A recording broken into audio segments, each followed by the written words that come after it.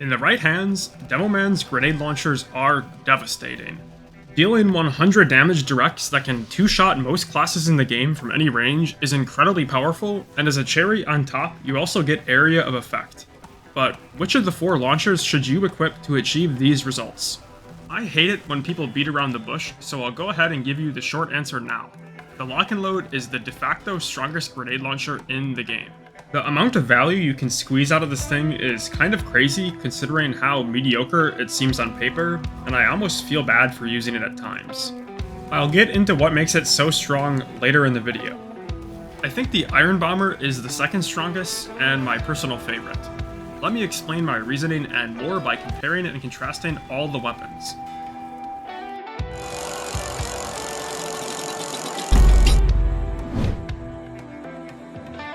What better place to begin than the good old reliable default grenade launcher? Just like most stock items in Team Fortress 2, the default launcher is generally very good at what it does. This weapon is designed to connect direct hits, and with a little practice you will be dishing out the 100 damage pills in no time. Even though I think stock is only the 3rd most powerful launcher, objectively speaking, there are times where I think it is better than the alternatives. Firstly, when it comes to area of effect damage, nothing beats the OG. Both the Lock and Load and the Iron Bomber have reduced explosion radiuses, and the Loose Cannon is the redheaded stepchild of the bunch that I'm going to conveniently ignore for the rest of the video until I get to its own section. Outside of a few minor differences, the stock launcher functions identically to the Iron Bomber, and the choice between the two is largely up to personal preference. The only real difference is that stock grenades will travel further due to a longer fuse timer, meaning they are better for spamming Hail Mary pipes or shooting a sentry at extremely long ranges. For me, the main appeal of this primary is if I really want to spam long-range pipes at a group of enemies on the payload. It has much better AoE than the Lock and better range than the Iron Bomber, so it fits this purpose well. Despite being a huge Iron Bomber fanboy, I have thought to myself I should run stock grenades more often for that sweet dopamine hit when you hit a big crowd with a stock pipe. Oh yeah, I guess I should mention that the rollers are kind of useful as well. You won't get kills with them super often, but it's better than nothing, and they can sometimes come in clutch.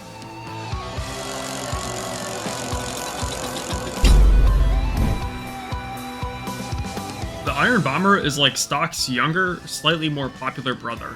While the two function nearly identically, most demo players tend to prefer the Iron Bomber. Personally, I am extremely biased towards this item because it is by far my favorite demo primary, as you can probably tell when I compare strange counts. As I stated already, this item is a strong second place, losing out to the Lock and Load. The reason I think this item is just overall stronger than stock is because its rollers are way more consistent at dealing damage due to the shorter fuse. Also, they don't roll around randomly. Other than slightly reduced range and area of effect, the item has no significant downsides. Stock's better AoE is nice, but I would prefer having useful rollers that can influence fights in a meaningful way over 15 or 20 extra damage when I hit a crowd of players. If you don't play a lot of Demoman, you may disagree with this, but trust me when I say the Iron Bomber rollers are huge enough to outweigh the downsides of the item. So, what is so great about the rollers? Well, if I miss a direct, which I know is hard to believe but it happens, there is a good chance that I will still deal 30-ish damage. I find that when playing against a demo, avoiding Iron Bomber rollers is harder than dodging stock rollers, simply because of the shorter fuse. Also, they are nice for grenade jumping as well. So yeah, the Iron Bomber is great at what it does, and it is very satisfying to use. I would say it's a bit more well-rounded than stock, pun not intended.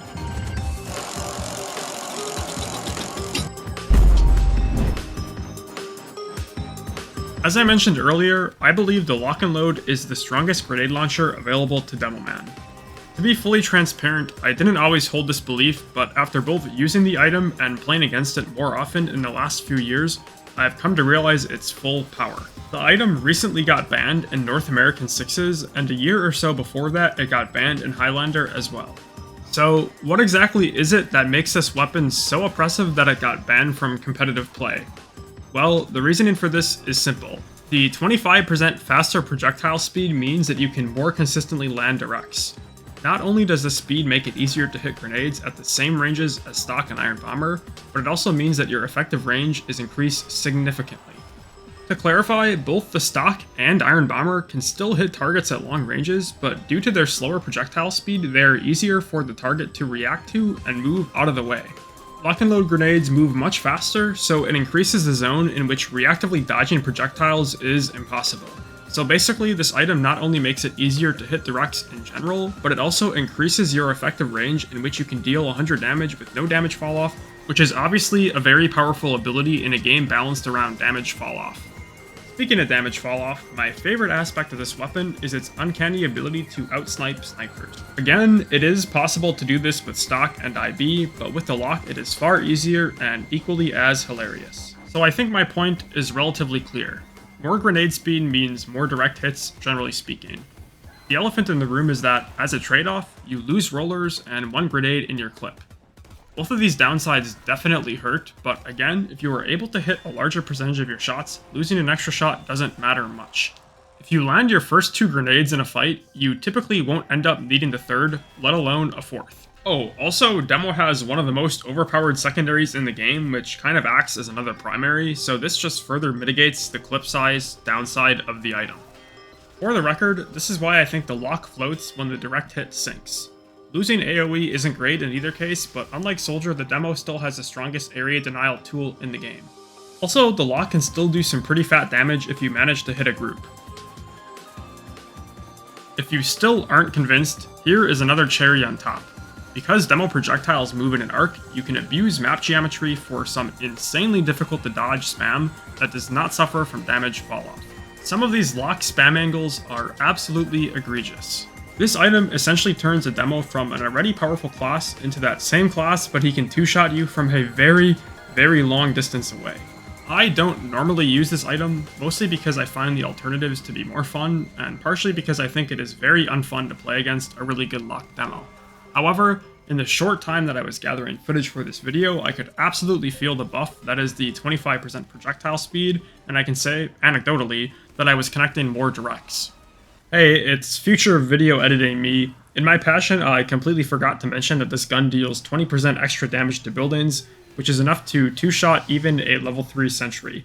Both stock and Iron Bomber take 3 direct pills for the record. That is a huge upside.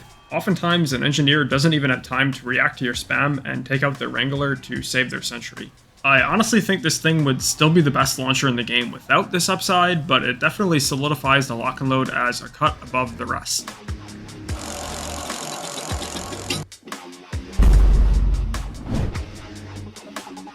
Alright, coming in last we have the loose cannon. This is an item that I have largely avoided talking about on this channel, not because I don't like it, but because it is just hard to explain in a video format. Anyways, I have been using this item a lot recently for an upcoming video, and while I do really like it, I must rank it as the weakest grenade launcher. Now, I know there are probably some viewers who are scrolling to the comments right now to tell me why I'm wrong, but just hear me out.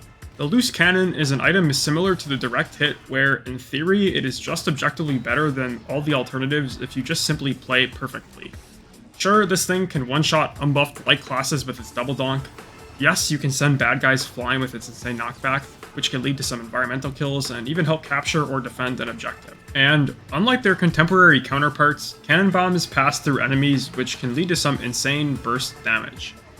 However, in practice, the loose cannon is just simply not able to live up to the expectations. It is extremely clunky, which is probably 30% skill issue and 70% the item itself. In order to get the maximum value from this thing, you have to be going for double donks, which requires you to land a direct hit as well as correctly charge up the fuse. Hitting directs already requires a sense of 3D space, but hitting double donks takes it to another level because it adds another mechanic you have to correctly interact with to be rewarded. Another issue with this item is its complete lack of long-range abilities. The potential to deal 100 damage across the map is one of the main reasons that the grenade launchers are as strong as they are, and it's just not possible with the loose cannon. You might think, okay, that is fair, but what about loose cannon jumping? Well, my answer is, it is somewhat practical for general movement and retreating, but offensively, it isn't worth it because closing the distance with this item isn't generally advisable due to your full damage potential being locked behind a clunky charge meter. Can jumping in work out? Sure, but it isn't a strong enough ability to justify all of the drawbacks that come along with this gun. One other thing I need to point out is that, like I said before, this comparison isn't being made in a vacuum. While I've been rocking a shield for most of this video, Demo has a sticky bomb launcher, and all the time you spend charging your loose cannon's fuse is time that you could have spent reloading your stickies. This is really hard to quantify in video form, but trust me when I say this is a huge deal. I find the other 3 launchers fill the role of damage on demand far better than the coconut gun, which is really the role that grenade launchers play for reasons that I have explained many times before when talking about sticky spam. So yeah, I think this unlock is just too limited by its lack of range and other shortcomings to put above any other launchers in good faith, although I will say that it is still a good weapon and very fun to use. In the right situations, it can be the strongest of the 4, but it lacks the flexibility of the other options. Alright, real quick before I end the video, I just want to give an actual example of ranges. To be honest, it is rare that the range difference between stock and Iron Bomber comes up in my games ever, which is why I don't really have any real examples, but it does happen occasionally. The most notable here is the lock and load, which has less of an arc, so you can see you can reach the sentry from the same spot. The loose cannon wouldn't even be able to damage this gun either. Hopefully this video helped those of you who were asking about grenade launchers, and thank you for watching.